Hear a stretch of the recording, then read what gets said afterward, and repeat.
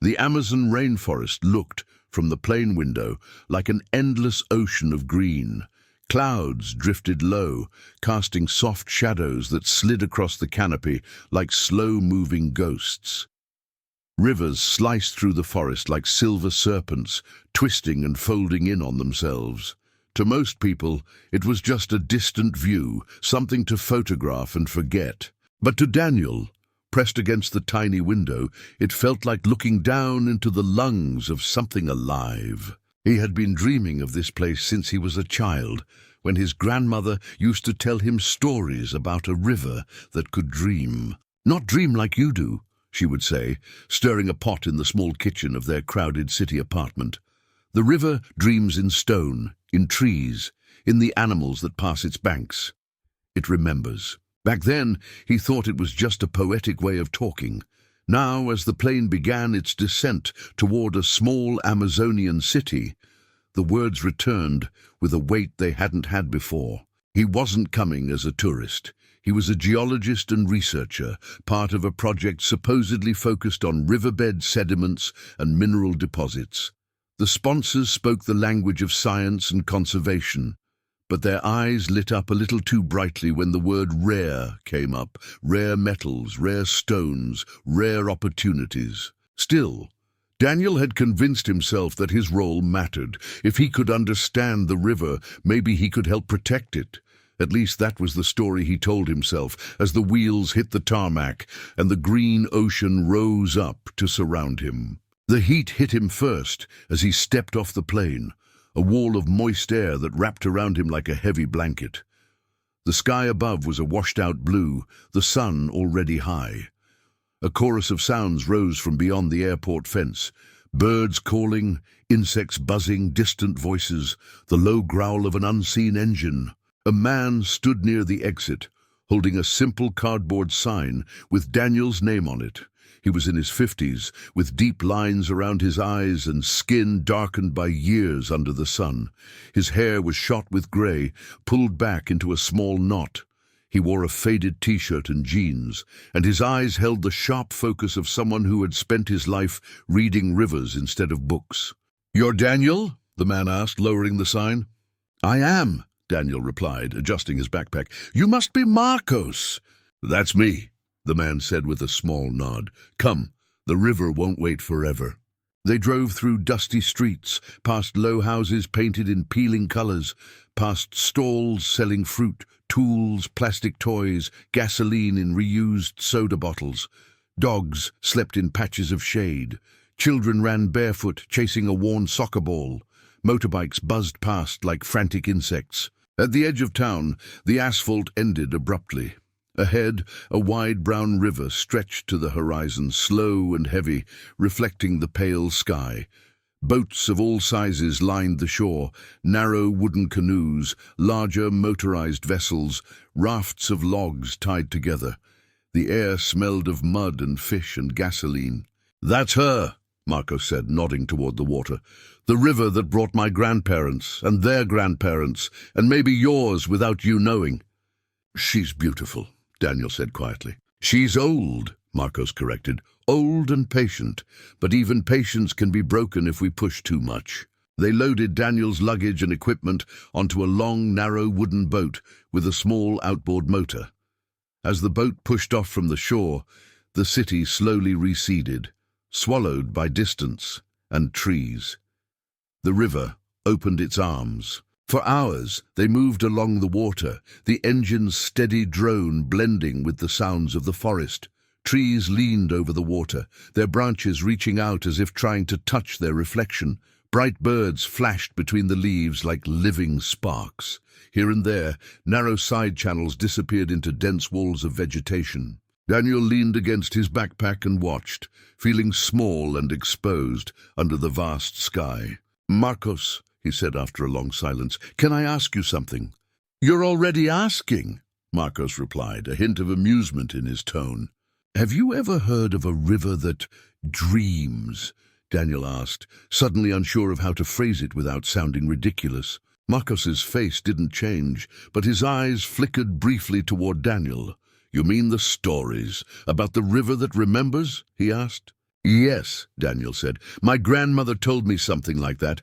I always thought it was just a story, but now, he gestured around them, now I'm not so sure. Marcos was quiet for a moment. The boat cut through a patch of floating vegetation, leaving a brief green trail that closed again behind them. The river is not just water, Marcos said finally. It's everything that touches it and everything it touches. It carries soil, leaves, fish, boats, secrets. It changes slowly, but it never forgets. If that is dreaming, then yes, this river dreams. And sometimes, if it wants, it shares those dreams with people who listen. How? Daniel asked, his scientific mind already trying to translate the idea into something measurable. Marcos shrugged. Some people see things, some hear, some just know. It's not my job to explain it. My job is to take you where you need to go and to bring you back if the river allows. And where am I going exactly? Daniel asked. Marcos's eyes returned to the water ahead. You came to study stones, yes? Sediments, cores, all that. Yes, Daniel replied. There are rumored to be unusual mineral formations in a certain section of the riverbed. The satellite data... Satellites see the skin, Marcos interrupted gently. We're going to a place where the river's bones show through. A place not many go anymore.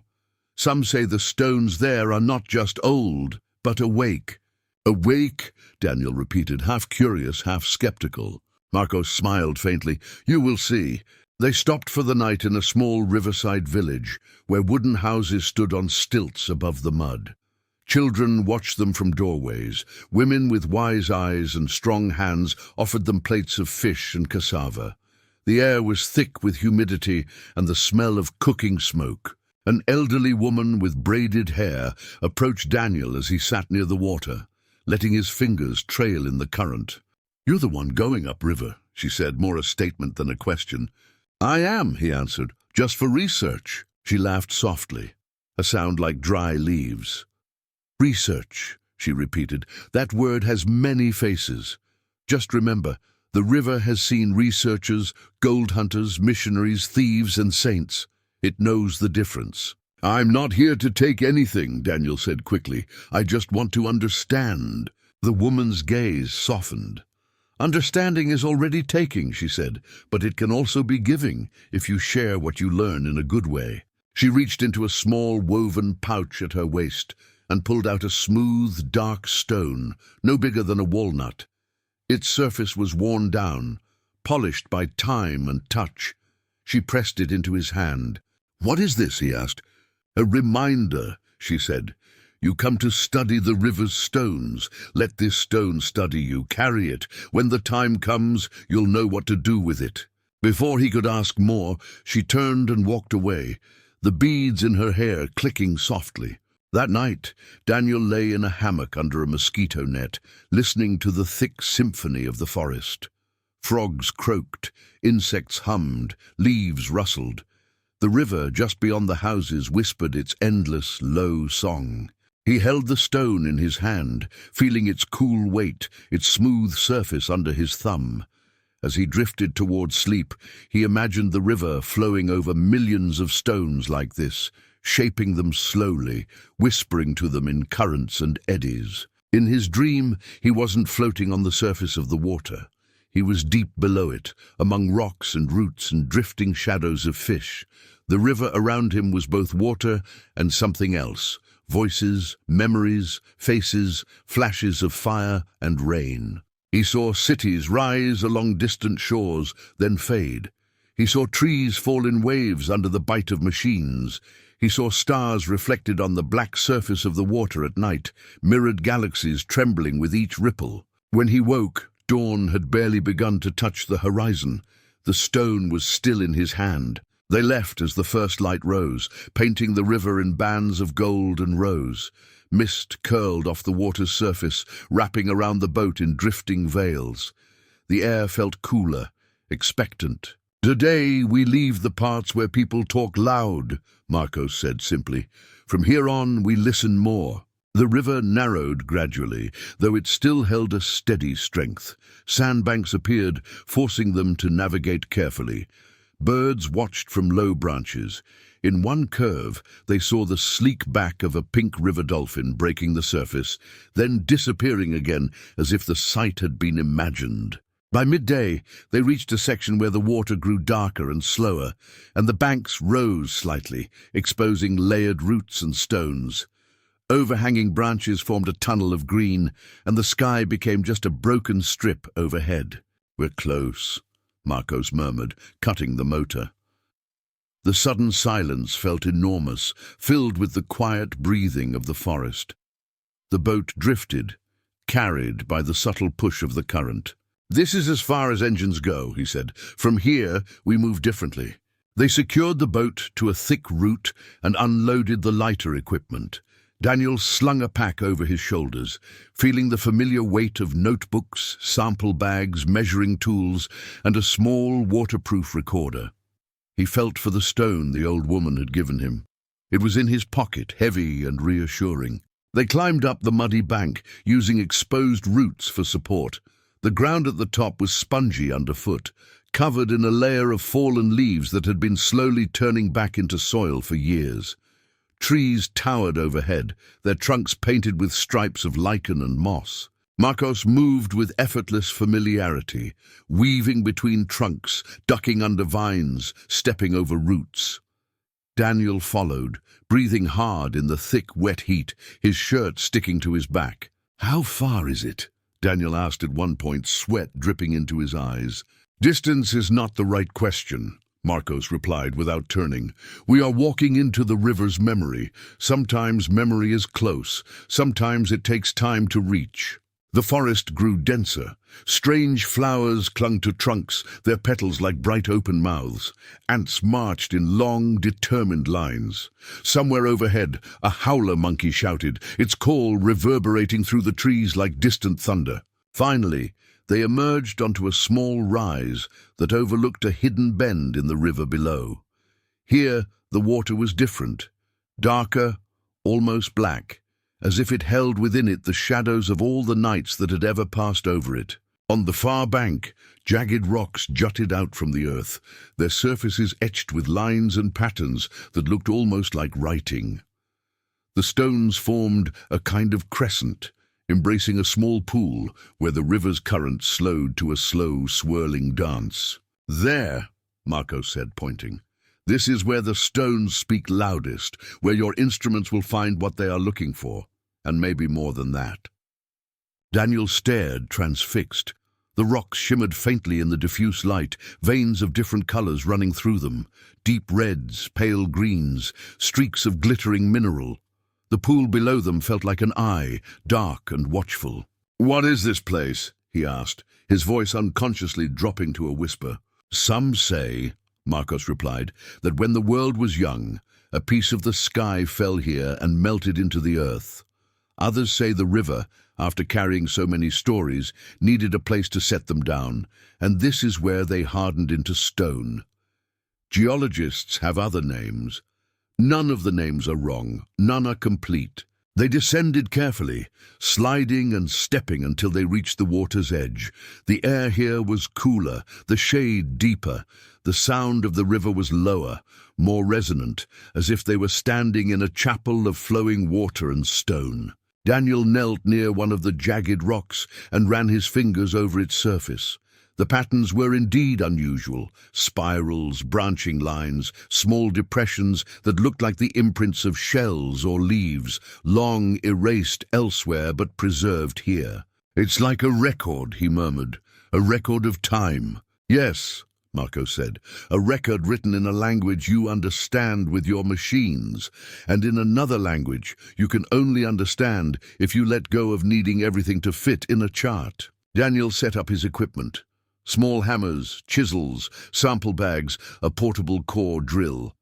He worked carefully, taking small pieces of rock from the edges, recording their positions, labeling each sample with meticulous precision.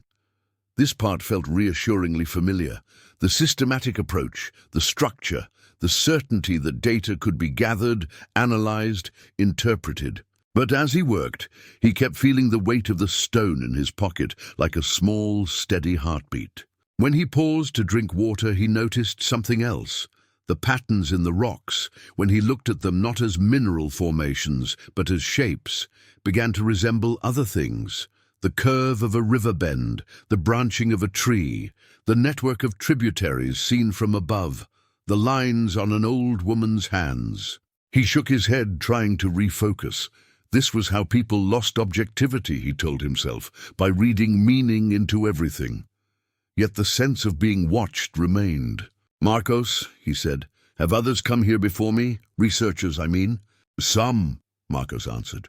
"Not many. Some came with questions and left with data. Some came with greed and left with nothing but fear. Some didn't leave." Daniel looked up sharply. "What do you mean, didn't leave?" Marcos squatted by the water, trailing his fingers in the dark pool.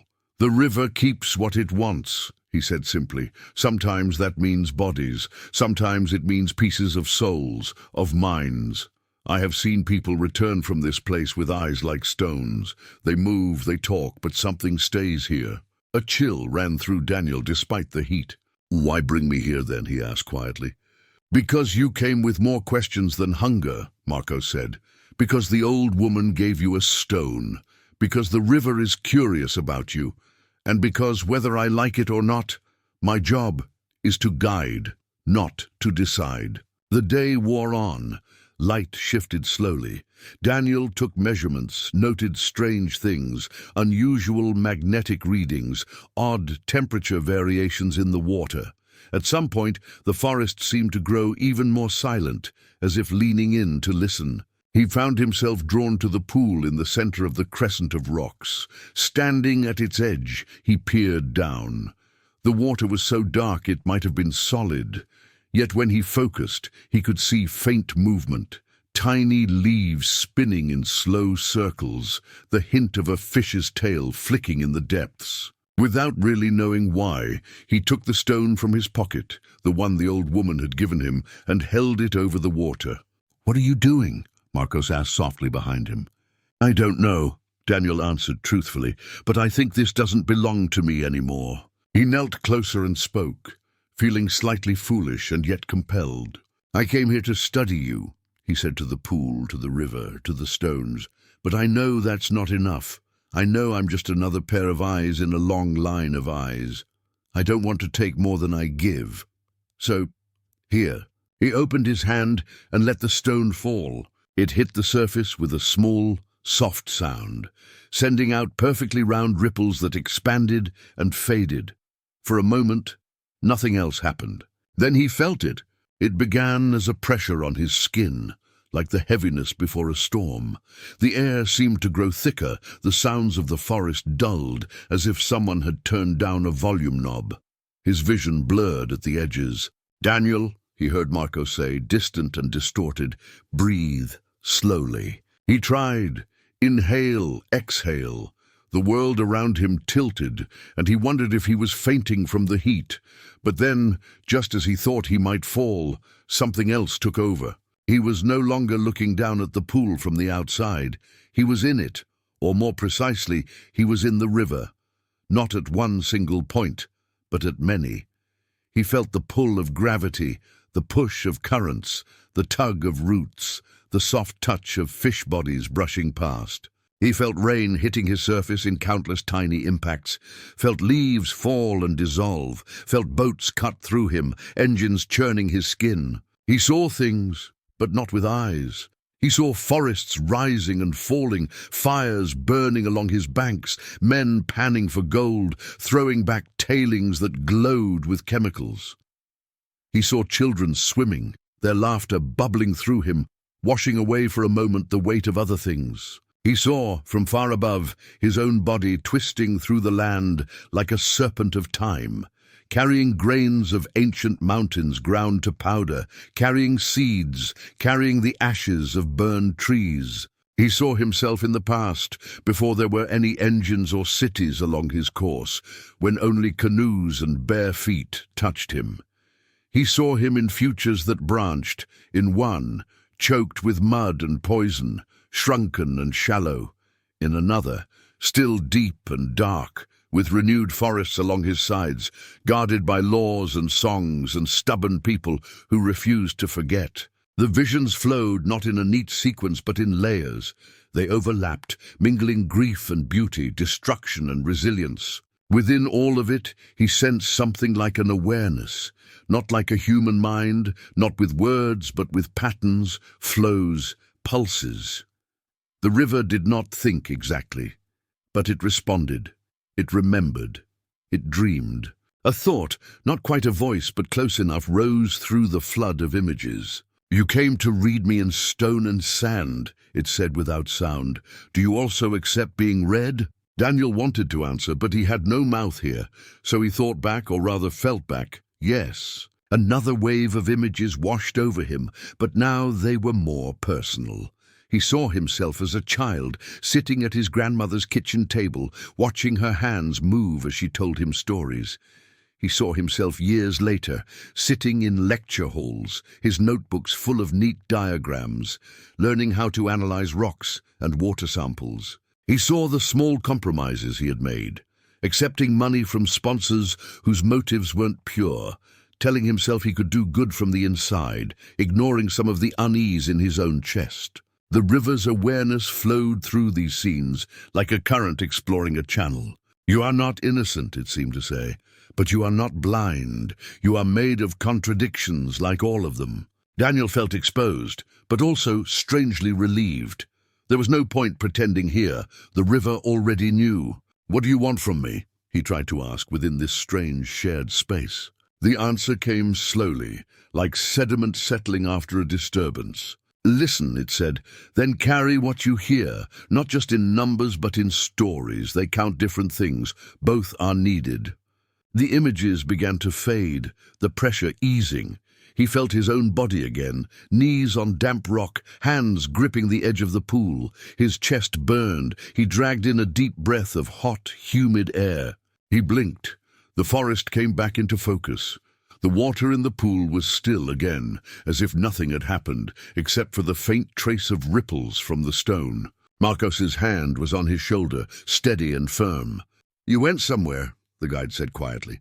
"Yes," Daniel replied, his voice raw, "and it went somewhere in me." He sat back, trembling slightly.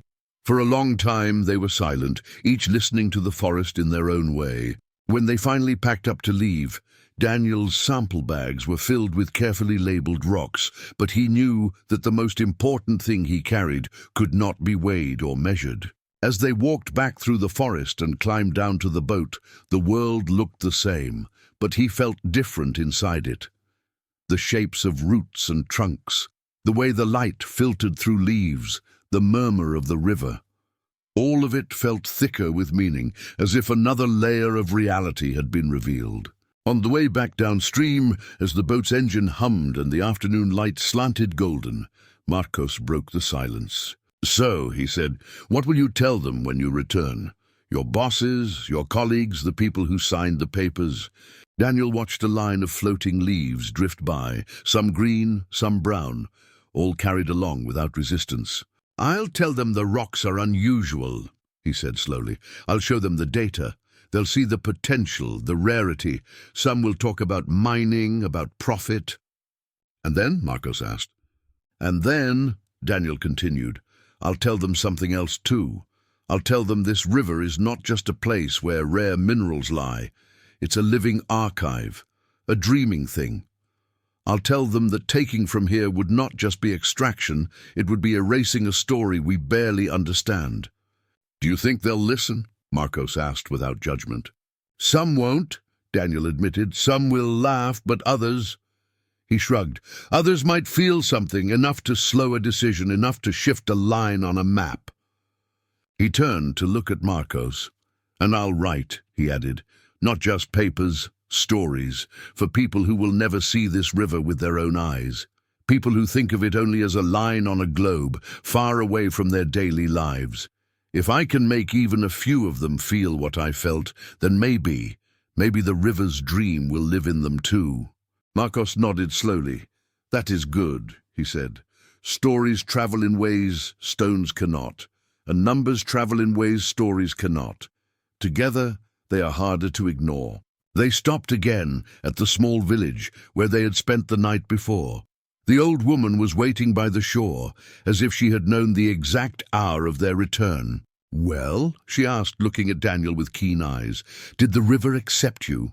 "I think so," Daniel replied, "or at least it tolerated me." The woman smiled. "That's more than it gives to many," she said. Her gaze dropped to his empty pocket. "And my stone?" "I gave it back," he said, "to the water. It felt right." "Good," she replied. "It was never mine to keep or yours to own. It was just a door handle. You opened the door.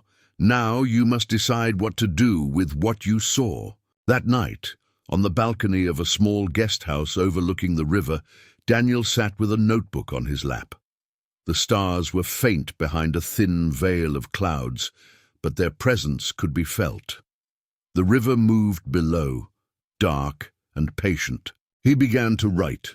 He wrote of rocks and magnetic anomalies and unusual mineral compositions in the language of scientists. He also wrote in a separate notebook, in the language his grandmother had used, about a river that dreams in stones, about a place where the river's memory rises to the surface in jagged rock and dark water, about a man who put his hand into that dream and found himself reflected back, not as a hero or a villain, but as one more strand in a vast web. He knew that not everyone would believe the second notebook. Some would call it fantasy. Others would say he had succumbed to the mystique of the forest. But he also knew that some would understand, just as he had once understood his grandmother's stories without fully knowing why. Eventually, he would leave the Amazon. He would return to cities of glass and concrete, to meetings and presentations. He would stand in air-conditioned rooms and show slides of rocks and charts and maps. But he would also tell a different story whenever he had the chance. He would tell of how the river moves through us as much as we move through it, of how the stones at its bottom carry more than just the weight of mountains. They carry time, memory, choices. Of how, in a hidden bend surrounded by rocks like teeth, he heard a kind of question. What will you leave here, another wound or another promise? And he would pass that question on to whoever listened. Now, as you hear this story, sitting wherever you are, in your room, on a bus, in a quiet corner with headphones on, the river, in its own way, reaches you too. You might never touch its water. You might never feel its humid breath on your skin or see the way sunlight scatters on its surface, but you are connected to it. Through the air you breathe, through the climate it helps regulate, through the products you use that may come from forests like this, through the choices made in places of power that are influenced by voices like yours. The river dreams in stones and roots and memories. It dreams in the old woman's hands, in Marcos's steady gaze, in Daniel's notebooks, and now in you. The next time you see a river, any river, even a small one in a park or a dirty canal in your city, pause for a moment. Listen.